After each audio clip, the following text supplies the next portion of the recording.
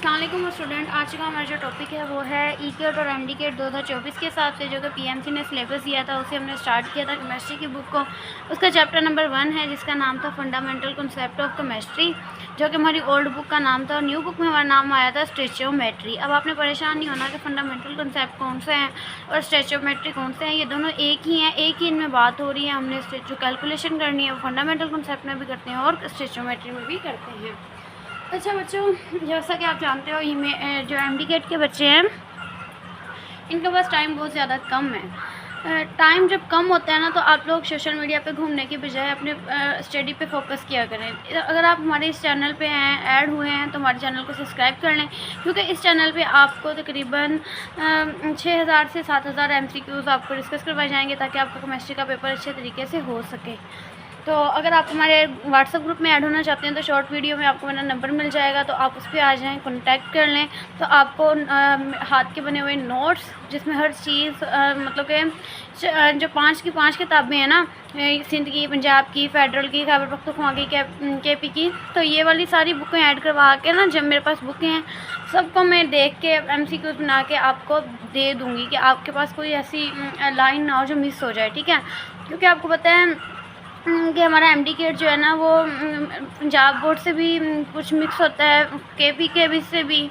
तो मैं क्या करूँगी कि आप ऐसे 5-5 बुकें तो नहीं पढ़ सकते एक टाइम पे, तो आप सिंध बोर्ड की अपनी बुक को फॉलो करो जैसा कि मैं आपको इस चैनल पे पढ़ा रही हूँ। जो इनमें एक्स्ट्रा है, जो हमारी बुक में नहीं है, पंजाब की बुक में, वो मैं आपको इसी बुक के अंदर ऐड करके समझा दिया करूँगी ताकि आपको बहुत ज़्यादा आसानी हो, क्योंकि इतना टाइम नहीं है इतनी बुक्स देखने का। तो बढ़ते हैं अपनी चैप्टर की तरफ। MCQs हैं ये, तो आज हम लोग स्टोइचियोमेट्री के इम्पोर्टेंट जो MCQs हैं इनको डिस्कस करने जा रहे हैं। तो उम्मीद करती हूँ आपको मेरी बात समझ में आ गई होगी। तो all reactant is convert into the product and number no sides reactant task place of basic expectations while doing calculation for. देखिए, ऐसा रिएक्टेंट जो कन्वर्ट हो जाए प्रोडक्ट में और साइड रिएक्शन भी ना हो, तो ऐसे बेसिक कैलकुलेशन को हम लोग क्या कहते हैं? A limiting reaction, B excess reaction, stoichiometry या थ्योरेटिकल यील्ड। आप इसका आंसर कमेंट में बताएं। उम्मीद करती हूँ आपने इसका आंसर बता दिया होगा। तो इसका आंसर है स्टोइचियोमेट्री। चीटिंग नहीं करना, ये मुझसे गलती हो गई है, मैंने पहले टिक लगा दी है इस पर। तो क्वेश्चन नंबर 2 है, which type of relationship can be situated with the help of balance chemical equation. ऐसे रिलेशनशिप की टाइप जो कि हेल्प करे बैलेंस इक्वेशन को, वो कौन कौन सी हैं, वो रिलेशनशिप कौन से हैं? मास वॉल्यूम है या मास वॉल्यूम है, मूल वॉल्यूम है या मूल मूल है? देखो, मैंने आपको स्टोइचियोमेट्री के रिलेशनशिप पढ़ाए थे जिसमें हमने पढ़ा था mass mass volume, volume mass mass volume, ये तीनों रिलेशनशिप पढ़ाए थे। देखो, ये स्टोइचियोमेट्री में हम इन तीनों को डिस्कस करते हैं, तो हमारा सही आंसर कौन सा होगा? उम्मीद करती हूँ कि आपने कमेंट में डी ही लिखा होगा। आल इसका क्या है? डी है। इसका आंसर जो है डी है, इसका होगा आल। ये सारे रिलेशनशिप हम लोग करते हैं किसी भी केमिकल इक्वेशन को बैलेंस करने के लिए। अब हम करते हैं अपने न्यूमेरिकल को, सॉरी MCQs को 3 को। A flask contain 2 to 4.0 cm3 of carbon dioxide gas at STP. The flask contain amount of carbon dioxide gas। एक ऐसा फ्लास्क कंटेन करना है जिसके 2 to 4.0 है, तो कार्बन डाइऑक्साइड STP के हिसाब से फ्लास्क जो कंटेन हुआ है उसकी amount of carbon dioxide gas क्या है। तो इसके लिए हम लोग क्या करेंगे, यहाँ पे कर लेती हूँ। ए हमारे पास है 0.54 ग्राम, बी है हमारे पास 0.32 ग्राम, 0.44 ग्राम, डी है 0.65 ग्राम। देखें, इसे आपको थोड़ा सॉल्व करना पड़ेगा। अगर आपको ये भी बता दूं कि एम-डी-केट में जो भी है वो हमें कैलकुलेटर नहीं वहाँ पे जा सकते हम लेके, ठीक है, कैलकुलेटर के बगैर जाना है। तो आप लोग हाथ से न्यूमेरिकल सॉल्व करने की बहुत ज़्यादा ऐसे न्यूमेरिकल करें जो आप कैलकुलेटर का इस्तेमाल ना करें, ताकि आपको एग्ज़ाम में कोई परेशानी ना हो। तो V = m/m जो है ये हमारा फार्मूला है, मल्टीप्लाई हो जाएगा 22.41 के साथ। और यहाँ पे क्या है, DM3, और हम इसे क्या करेंगे, DM3 ही रखेंगे। अब क्या होगा, हमें उन्होंने मास हमने मालूम करना है, वॉल्यूम हमें दिया गया है, तो मास क्या है = W मल्टीप्लाई कर देंगे M के साथ, तो हमारे पास यहाँ पे आ जाएगा 22.41, ठीक है। जब हम लोग क्या करेंगे, वी एम जो है वी की वैल्यू जो है 0.224 है, तो जो हमें क्वेश्चन में दी गई है इसको मल्टीप्लाई कर देंगे तो हमारे पास आ जाएगा। और ये कार्बन डाइऑक्साइड क्वेश्चन में पूछा है ना, तो कार्बन डाइऑक्साइड की जो वैल्यू है ना, मॉलिक्यूलर जो वैल्यू है इसका, तो वो है 44, तो हम यहाँ पे लगा लेंगे 44, ठीक है। और यहाँ पे क्या होगा, हम लोग ये DM3 है ना, तो इसे हम कर लेंगे 4, DM3 में रखेंगे 2 to 4 को हम लोग क्या करेंगे 1000 के साथ डिवाइड कर देंगे, ठीक है। तो हमारे पास आंसर आ जाएगा 22.41, ठीक है। अब हम इन्हें कट कर लेते हैं। अगर हम देखेंगे 22 का टेबल 1 मरतबा पढ़ लेते हैं, 22 टू द 44 आ जाएगा। इसे हम ऐसे सॉल्व कर सकते हैं हाथ से, तो फिर आप लोग देख सकते हैं कि इनका कैलकुलेशन 44, तो हम इतना सा कम ज़्यादा कर सकते हैं क्योंकि राउंड ऑफ करके उनका आंसर वही आ जाता है। तो इसका सही आंसर है सी, 0.44 ग्राम। सी है हमारे पास AO 5 moles of Mg in boron which excess oxygen, how much MgO is formed। देखें अब इसकी इक्वेशन को बैलेंस करना है। इक्वेशन की बैलेंस करने के लिए हमने लिख लिया यहाँ पे, ये हम लोग सॉरी ये 4 का है, तो Mg प्लस O2 बैलेंस करना है किसके साथ, MgO को। तो 2 हम यहाँ पे भी लगा लेंगे इक्वेशन को बैलेंस करने के लिए, और यहाँ पे भी लगा लेंगे। अगर 2 मोल हैं मैग्नीशियम के तो यहाँ पे भी कितने बनेंगे, 2 मोल ही बनेंगे। अगर 0.5 मोल है तो यहाँ पे भी कितने बनेंगे, 0.5 मोल ही बनेगा। अब देखें इस फार्मूला लगा लेते हैं, M = N × M, तो फिर क्या हो जाएगा, M = क्या आ जाएगा, 0.5 आ जाएगा, मल्टीप्लाई हो जाएगा किसके साथ, मैग्नीशियम की जो वैल्यू है वो कितनी है, 24, और ऑक्सीजन की कितनी है 16। तो 24 और 16 को प्लस कर लेते हैं, 6 और 4 10, 3 और 1 4, तो यहाँ पे आ जाएगा 14। तो अब इन दोनों को मल्टीप्लाई करेंगे तो M = आ जाएगा हमारे पास 20 ग्राम। ये इसका क्या आ जाएगा आंसर। तो हमारे पास जो करेक्ट आंसर हो गया वो हो गया बी, सही है। उम्मीद करती हूँ आपको समझ में आ गया होगा। केमिस्ट्री में ज़्यादातर न्यूमेरिकल होते हैं, और वो ऐसे न्यूमेरिकल होते हैं जो कि हम लोग कैलकुलेट के बगैर कर सकते हैं, लेकिन थोड़ा सा हमें समझना पड़ता है। फिर हमारे पास आ गया the reactant which is consumed earliest and gives least quantity of product is called oxidizing agent, reactant,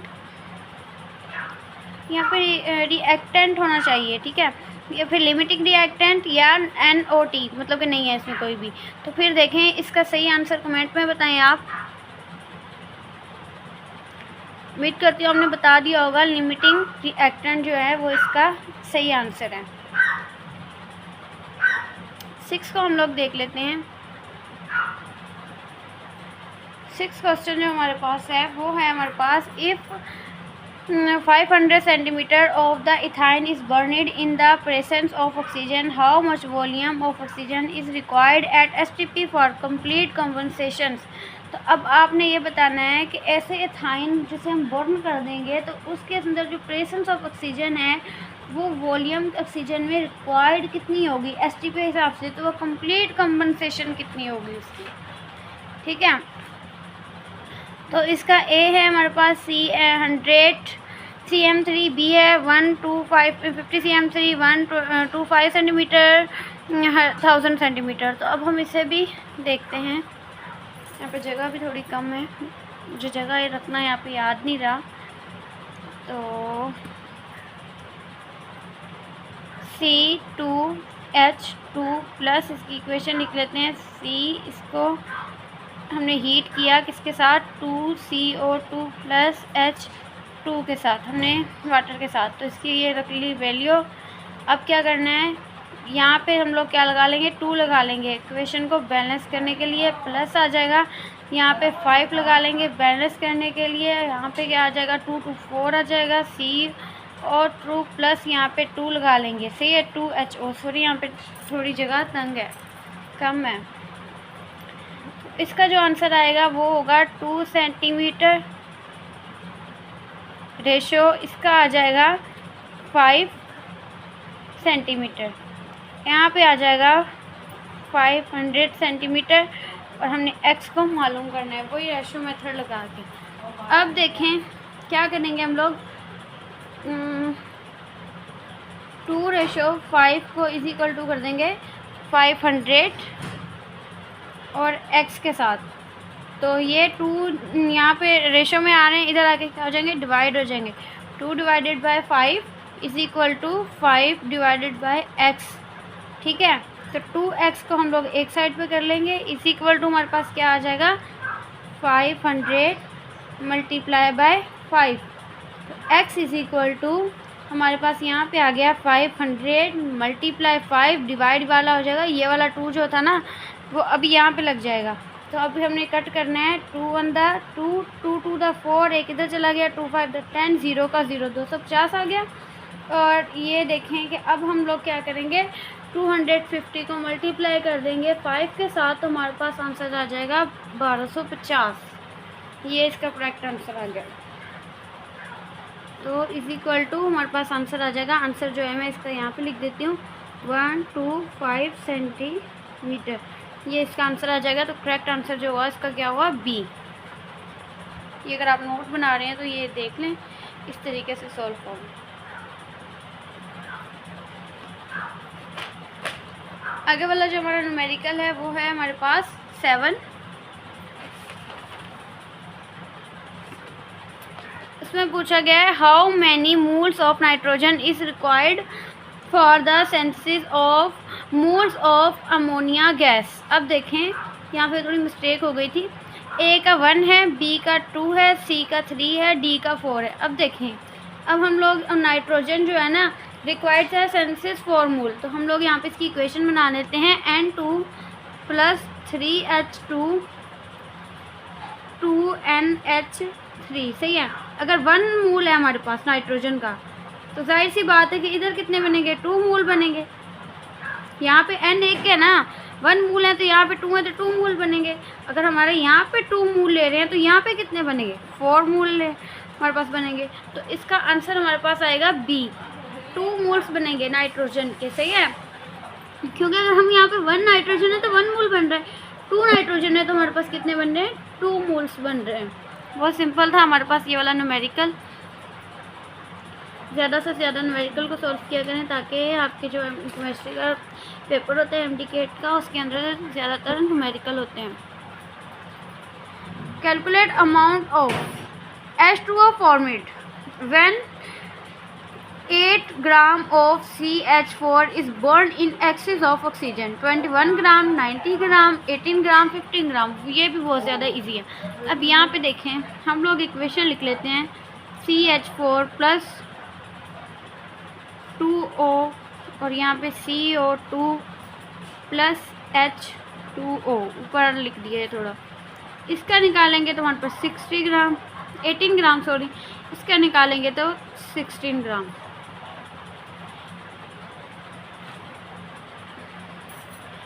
अब देखें, इनका हाफ कर लें, 16 का तो हाफ क्या आएगा, 8 ग्राम। इसका हाफ कर लेंगे तो हमारे पास क्या आ जाएगा, 80 ग्राम। इसका जो हमारे पास करेक्ट आंसर होगा वो होगा सी, 80 ग्राम। 9 क्वेश्चन जो हमारे पास है वो है, for a reactant A + B, see the number of moles of C is formed by a string reactant which 3 moles of A and 4 moles of B are। देखें, अगर हम लोग लिमिटिंग रिएक्शन के में देखें ना, तो उसमें हमने पढ़ा था कि A + B था ना, तो ये C था, तो हमारे पास ये क्या बन रहे थे, A+ और ये C था, तो कितने मोल बन रहे थे हमारे पास, 3 मोल बन रहे थे। तो इसका करेक्ट आंसर क्या है, 3 है।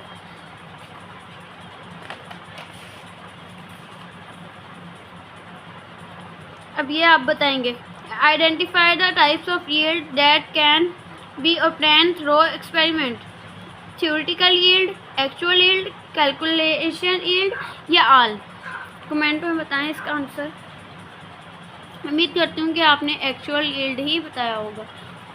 7 gram CaO is produced if 50 gram of CaCO3 is roasted. Find percentage yield. तो अब देखें, इसमें ए दिया है 14%, 75%, 25% और 20%। अब देखें यहाँ पे हम इसकी लिख लेते हैं इक्वेशन। CaCO3 को जब हम क्या करेंगे, हीट करेंगे, तो CaO जो है वो क्या जो है कार्बन डाइऑक्साइड के साथ प्लस, इसकी वैल्यू निकालेंगे तो क्या आ जाएगी 100 ग्राम, इसकी निकालेंगे तो आ जाएगी 15 ग्राम। अब हमें क्वेश्चन में जो दी गई है वो कितनी दी गई है 50 ग्राम। एक्स हमने क्या करना है, मालूम करना है, और इस एक्स की हमारे पास वैल्यू क्या आ जाएगी 28 ग्राम आएगी यहाँ पे।